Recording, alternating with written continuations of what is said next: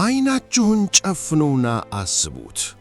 ግድግዳ የሌለው የብረት በሮች የማይታዩበት ነገር ግን ፈጽሞ ልታመልጡት የማትችሉት ግዙፍ እስር ቤት ውስጥ ብትሆኑስ? በየቀኑ የምታስቡት ሐሳብ፣ የምትወስኑት ውሳኔ፣ በድንገት የሚሰማችሁ የደስታ፣ የጭንቀት ወይም የፍርሃት ስሜት ከገዛ አእምሮአችሁ የመነጨ ሳይሆን በዐይን በማይታዩ ሽታና ቀለም በሌላቸው ሞገዶች ፍሪኩዌንሲስ አማካኝነት ከውጭ በኩል ወደ ጭንቅላታችሁ የተተኮሰ ኢንጀክትድ የሆነ ፕሮግራም ቢሆንስ? የሰው ልጅ ዛሬ የኢንተርኔት ፍጥነት ጨመረልኝ፣ ፊልም በሰከንድ አወረድኩ ብሎ በደስታ የሚጨፍርለት የ5G ፊፍት ጄኔሬሽን ኔትወርክ ቴክኖሎጂ ከበስተጀርባው የዓለም መንግሥታት፣ የቴክኖሎጂ ቢሊዮኔሮች እና ምስጢራዊ ማኅበራት ሲክሬት ሶሳይቲስ የሰው ልጅን ስነ ልቦና ለመቆጣጠር የዘረጉት የዘመናችን እጅግ አሰቃይ የጦር መሣሪያ ቢሆንስ? ይህማ የሳይንስ ልቦለድ ነው ብላችሁ ታስቡ ይሆናል። ነገር ግን የሲአይኤ ምስጢራዊ ሰነዶችን፣ የኳንተም ባዮሎጂ የቅርብ ጊዜ ግኝቶችን እና መጽሐፍ ቅዱስ ሐዋርያው ጳውሎስ በኤፌሶን መልእክቱ ላይ በአየር ላይ ሥልጣን ያለው አለቃ ስለሚሰጠው አእምሮን የሚያናውጥ ማስጠንቀቂያ ስትመረምሩ የምትደርሱበት እውነት እንቅልፍ ይነሳችኋል። ወደ ጥቁር ማኅተም ቻናል እንኳን በደህና መጣችሁ። ዛሬ ዓይናችን እያየ አየር ላይ እየተገነባ ስላለው የማይታይ እስር ቤት እና የ5G ኔትወርክ የሰው ልጅ አእምሮ እንዴት እንደሚጠለፍ አፍረጥርጠን እንመረምራለን። አስጠንቅቃችኋለሁ፣ ይህንን ቪዲዮ አይታችሁ ስጨርሱ በእጃችሁ የያዛችሁትን ሞባይል ስልክ የምትመለከቱበት መንገድ ለዘላለም ይቀየራል። አብራችሁን ቆዩ። ይህንን አስደንጋጭ ሴራ ለመረዳት መጀመሪያ ወደ ገዛ አእምሮአችን በሂውመን ብሬን አፈጣጠር በጥልቀት መግባት አለብን። የሰው አንጎል ተራ ሥጋ አይደለም። እሱ በቢሊዮኖች በሚቆጠሩት የነርቭ ሴሎች የተገነባ እጅግ የረቀቀ የኤሌክትሪክና የኬሚካል ማዕከል ነው። እያንዳንዱ ሐሳባችን፣ ስሜታችንና ድርጊታችን የሚመነጨው አንጎላችን በሚያመነጨው አነስተኛ የኤሌክትሪክ ሞጅ ብሬን ዌቭስ ነው። ሳይንቲስቶች እነዚህን የአእምሮ ሞገዶች በሄርትዝ ይለኳቸዋል። ለምሳሌ ዴልታ ሞገድ ከ0.5 እስከ 4 ሄርትዝ በከባድ እንቅልፍ ውስጥ ስንሆን፣ ቴታ ሞገድ ከ4 እስከ 8 ሄርትዝ ሕልም ስናልም ወይም ጥልቅ ማሰናሰል ውስጥ ስንሆን፣ አልፋ ሞገድ ከ8 እስከ 12 ሄርትዝ ዘና ስንል እና ሰላም ሲሰማን፣ ቤታ ሞገድ ከ12 እስከ 30 ሄርትዝ ንቁ ሆነን ስናስብ ወይም ስንጨነቅ እና ስንፈራ። አሁን አእምሮን የሚያስቆመው የፊዚክስ ሕግ the law of entrainment or resonance የሚመጣው እዚህ ጋር ነው። የሰው ልጅ አንጎል ከውጭ ለሚመጡ የሬዲዮና የኤሌክትሮማግኔቲክ ሞገዶች እጅግ ተጋላጭ ነው። ከውጭ የሚመጣ አንድ የማይታይ የሬዲዮ ሞገድ ፍሪኩዌንሲ ከአንጎላችን ሞገድ ጋር ከተመሳሰለ አንጎላችን ያንን የውጭ ሞገድ ተከትሎ መምታት ይጀምራል። ይህ ማለት ምን ማለት ነው? አንድ ሰው ከሩቅ ሆኖ በተወሰነ የሬዲዮ ሞገድ አማካኝነት የሰውን ልጅ ሳያስበው እንዲተኛ፣ እንዲደክመው፣ በድንገት ድብርት ውስጥ እንዲገባ ወይንም ያለምንም ምክንያት በከፍተኛ ንዴትና ፍርሃት ውስጥ እንዲሞላ ማድረግ ይችላል ማለት ነው። የሰውን ልጅ አእምሮ ልክ እንደ ቴሌቪዥን ሪሞት መቀያየር ይቻላል። ነገር ግን ትልቁ ምስጢር ይህ አልነበረም። ማንም ያላሰበው አስደናች ክስተት የተፈጠረው እዚህ ጋር ነው። ይህንን የተፈጥሮ ሕግ የዓለም መንግሥታትና የደህንነት ተቋማት ወደ የጦር መሣሪያነት የቀየሩት ዛሬ አይደለም። ታሪኩ ከጀመረ 10 ዓመታት ተቆጥረዋል። ወደ ቀዝቃዛው ጦርነት the Cold War ዘመን እንመለስ። በ1950ዎቹና 60ዎች ውስጥ የሶቪየት ኅብረት፣ የአሁኗ ሩሲያ እና አሜሪካ የሰው ልጅ አእምሮ ለመቆጣጠር ማይንድ ኮንትሮል በድብቅ ሽቅድምም ጀመሩ። በሩሲያ ሞስኮ በሚገኘው የአሜሪካ ኤምባሲ ላይ አንድ አስደንጋጭና ምስጢራዊ ጥቃት ለዓመታት ይካሄድ ነበር። ጥቃቱ ጥይት ወይንም ቦምብ አልነበረም። ሩሲያውያን የአሜሪካን ዲፕሎማቶች አእምሮ ለማዛባት ማይክሮዌቭ ሞገዶችን ማይክሮዌቭ ፍሪኩዌንሲስ በቀጥታ ወደ ኤምባሲው ሕንፃ ይተኩሱ ነበር። ይህ ታሪክ በይፋ ዘ ሞስኮ ሲግናል እና ፕሮጀክት ፓንዶራ በመባል ይታወቃል። በዚህ የማይታይ የጨረር ጥቃት የተነሳ የአሜሪካ ዲፕሎማቶች ከፍተኛ የሆነ የአእምሮ መዛባት፣ የደም ካንሰር እና ስነልቦናዊ ድብርት ሳይኮሎጂካል ብሬክዳውን ገጠማቸው። በተመሳሳይ ጊዜ የአሜሪካው ሲአይኤ ኤምኬ አልትራ የተባለውን እጅግ አሰቃቂ እና ሕገወጥ የሰው ልጅ አእምሮ የቁጥጥር ፕሮግራም አቋቋመ። ዶክተር ሆዜ ዴልጋዶ የተባሉ የነርቭ ሳይንቲስት በ1960ዎቹ ያደረጉትን ሙከራ ታሪክ ፈጽሞ ሊረሳው አይችልም። ዶክተር ዴልጋዶ በአንድ በሬ አእምሮ ውስጥ ቺፕ የሚሉትን ተከሉና በሬው ወደ እርሱ በከፍተኛ ቁጣ እየሮጠ ሲመታ ዶክተሩ እጁ ላይ ባለው ትንሽ የሬዲዮ ሪሞት መቆጣጠሪያ አንድ አዝራር ተጫነ። በቅጽበት ያ በከፍተኛ ቁጣ ሲጋለብ የነበረው በሬ ልክ ብሬክ እንደተያዘበት መኪና ድርቅ ብሎ ቆመ። ቁጣው በሰከንድ ውስጥ ጠፋ። ዶክተሩ የሬዲዮ ሞገድ በመጠቀም የፍጡሩን አእምሮ ጠልፎት ነበር። ዶክተር ዴልጋዶ በኩራት እንዲህ አለ፣ ወደፊት የሰው ልጅ ማህበረሰብ ስነ ልቦናና ባህሪ በኤሌክትሮማግኔቲክ ሞገዶች አማካኝነት ማስተካከል እንችላለን። ነገር ግን ማንም ያላሰበው አስደንጋጭ ክስተት የተፈጠረው እዚህ ጋር ነው። የዓለም መንግስታት ይህንን ቴክኖሎጂ ላቦራቶሪ ውስጥ አላስቀሩትም። ያ በሩሲያ ኤምባሲ ላይ የተሞከረው ያ ሲአይኤ ምስጢራዊ የሬዲዮ ሞገድ ፕሮጀክት ዛሬ አብቅቷል ብላችሁ ታስባላችሁ? የዋህ አትሁኑ። ያ የላቦራቶሪ ሙከራ ዛሬ ከየቤታችን ከየመንገዳችን እና ከእጃችን ላይ ባለው የ5G ኔትወርክ 5G ቴክኖሎጂ በይፋ ተተክሏል። ወደ 5G ቴክኖሎጂ እንምጣ። የቴሌኮም ኩምፓኒዎች ይህንን ቴክኖሎጂ ሲያስተዋውቁን ፊልሞችን በሰከንድ ውስጥ ማውረድ ትችላላችሁ፣ ራስ ገዝ መኪኖች ይኖሩናል በሚል ጣፋጭ ማስታወቂያ ነው። ነገር ግን የ5G ቴክኖሎጂ ከ3G እና 4G ኔትወርኮች በመሰረታዊነት እና በአሰቃቂ ሁኔታ የተለየ ነው። እንዴት? የ3G እና 4G ሞገዶች ረጅም እና ሰፋ ያሉ ነበሩ። የ5G ሞገዶች ግን ሚሊሜትር ሞገዶች በመባል ይታወቃሉ። እነዚህ ሞገዶች እጅግ በጣም አጭር ሃይ ፍሪኩዌንሲ ከመሆናቸው የተነሳ ግርዳዎችን በቀላሉ ጥሰው ማለፍ አይችሉም።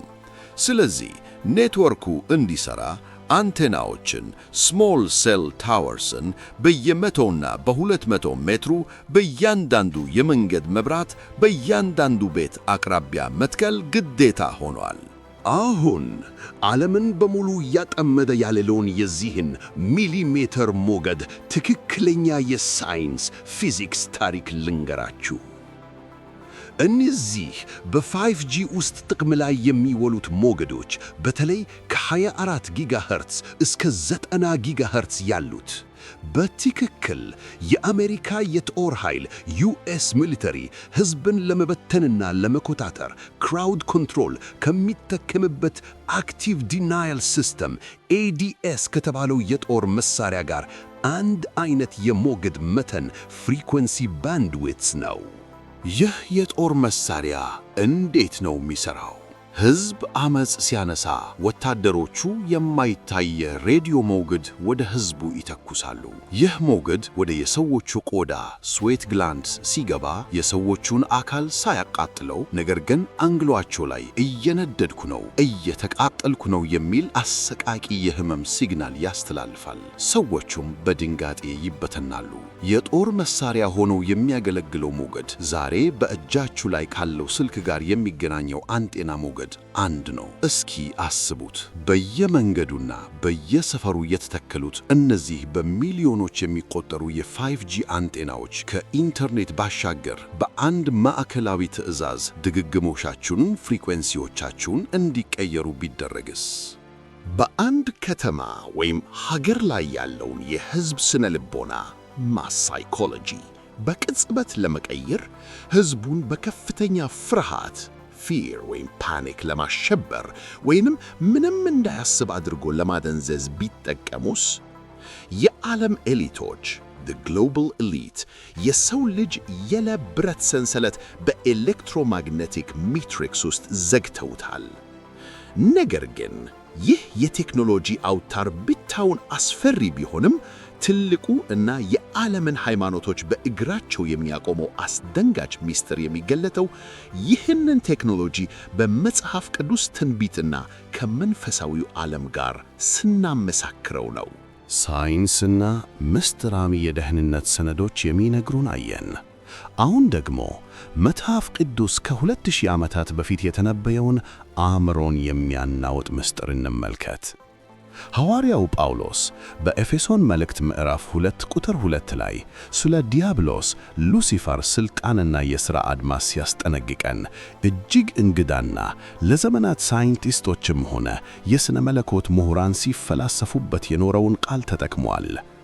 ዲያብሎስን በአየር ላይ ሥልጣን ያለው አለቃ the prince of the power of the air ብሎ ጠራው። በአየር ላይ ያለው ሥልጣን ማለት ምን ማለት ነው? በጥንት ዘመን አየር the air ሲባል ነፋስ wind ብቻ ተደርጎ ይወሰድ ነበር።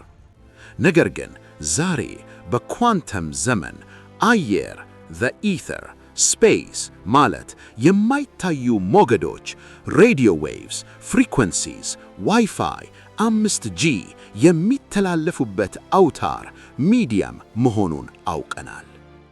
የኖስቲክ መዛግብት እና የጥንት ምስጢራውያን ኦከልቲስትስ እንደሚሉት አጋንንት ዴሞኒክ ኤንቲቲስ የሚንቀሳቀሱት እና የሰውን ልጅ አእምሮ ኮንሽስነስ የሚቆጣጠሩት በተወሰኑ የንዝረት ሞገዶች ሎው ቫይብሬሽናል ፍሪኩዌንሲስ አማካኝነት ነው።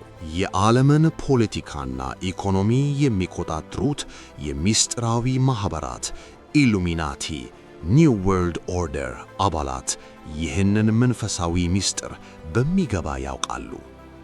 የሰውን ልጅ ነፍስና አእምሮ ፍሪ ዊል ለመቆጣጠር የዲያብሎስን ኃይል the prince of the power of the air በቴክኖሎጂ አምሳል ማለትም በ5G እና ወደፊት በሚመጣው 6G መረብ ግሎባል ግሪድ አማካኝነት በምድር ላይ እየዘረጉት ነው።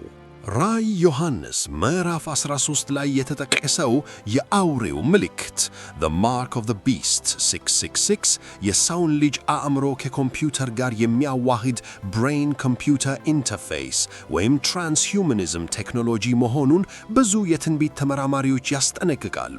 ይህ ምልክት የሚሰራው እና መረጃን የሚያስተላልፈው በዚህ በአየር ላይ በተዘረጋው የሰውን ስነ ልቦና በሚያሽመደምድመው የ5G the beast system grid አማካኝነት ነው። ይህ ኔትወርክ የሰውን ልጅ ከፈጣሪው የሚያርቅ የጸሎት እና የመንፈሳዊነትን ሞገድ በመዝጋት ሰውን ዲጂታል ባሪያ የሚያደርግ የዲያብሎስ የመጨረሻው ወጥመድ ነው። ክቡራትና ክቡራን፣ እስከ አሁን የተጓዝንበትን መንገድ ቆም ብላችሁ አስተውሉ። ከአእምሮአችን ጀምሮ በሲአይኤ ምስጢራዊ ፕሮጀክቶች አልፈን ዛሬ ከቤታችን ጣሪያ ላይ የተተከሉት የ5G አንቴናዎችና በአየር ላይ ሥልጣን ባለው አለቃ የመጨረሻ የቁጥጥር ሴራ the new world order control grid ድረስ ያለውን አሰቃቂና የማይታይ ጦርነት ተመልክተናል። እስር ቤቱ ግድግዳው የለውም። እስር ቤቱ ያለው በአየሩ ላይ ነው። አሁን እኔ አንድ ሕይወታችሁን በሙሉ ሊቀይር የሚችል ክፍት ጥያቄ ጥየላችሁ ልለፍ። እስኪ ራሳችሁን ጠይቁ። ዛሬ በውስጣችሁ የሚሰማችሁ ያ ድንገተኛ ፍርሃት፣ ያ ያለ ምክንያት የሚመታባችሁ ድብርት፣ ዲፕሬሽን እና ቁጣ፣ ወይንም ወደ ፈጣሪ እንዳትቀርቡና መጽሐፍ ቅዱስን እንዳታነቡ የሚከለክላችሁ ያ የአይምሮ መደንዘዝ በእርግጥ የራሳችሁ ሐሳብ ነውን? ወይስ በአየር ላይ ሥልጣን ባለው አለቃና በዘመናዊው የቴክኖሎጂ አውታር the 5G Matrix በኩል ወደ አይምሮአችሁ የተተኮሰ የባርነት ኮድ ነው? የሰው ልጅ ነፃ ፈቃዱን በኢንተርኔት ፍጥነትና በቴክኖሎጂ ምቾት እየሸጠው ይሆን? ጉዳዩ እጅግ ጥልቅ፣ ምስጢራዊና የሰውን ልጅ የመጨረሻ ዕጣ ፈንታ የሚወስን ነው። እናንተስ ይህንን እንዴት አያችሁት? የ5G ኔትወርክ በእርግጥም የሰውን ስነ ልቦና ለመቆጣጠር ታስቦ የተሠራ መሣሪያ ነው ብላችሁ ታምናላችሁ? መጽሐፍ ቅዱስ በአየር ላይ ያለው አለቃ ያለው ይህንኑ ይሆን? እባካችሁ አሁኑኑ ሐሳባችሁን፣ ድንጋጤያችሁን ወይንም የራሳችሁን ምርምር ከታች ኮሜንት ላይ ጻፉልኝ። ምክንያቱም የእናንተ እይታ ይህንን የዘመናትና የቴክኖሎጂ እንቆቅልሽ ይበልጥ ስለሚያጎላው ነው። ይህ ቪዲዮ የሳይንስን፣ የትንቢትን እና የዓለም መንግሥታትን ምስጢር ገልጦላችሁ ከሆነ አሁኑኑ ቪዲዮውን ላይክ በማድረግ ለሌሎችም አጋሩት። ከታሪክ፣ ከቴክኖሎጂ እና ከመንፈሳዊ ዓለም ጀርባ ያለውን አስደናቂ ሐቅ በጥልቀት መመርመራችንን እንድንቀጥል የጥቁር ማኅተም ቤተሰብ ለመሆን አሁኑኑ ሰብስክራይብ አድርጋችሁ የደውል ምልክቷን መጫናችሁን አትዘንጉ። እስከ መጨረሻው አብራችሁኝ ስለነበራችሁ ከልብ አመሰግናለሁ። በሚቀጥለው ሌላውን ምስጢር ይዤላችሁ እስክመጣ ድረስ አእምሮአችሁን ጠብቁ። ከመንፈሳዊው ሞገድ the holy frequency ጋር ተገናኙ። ሰላም ሁኑ።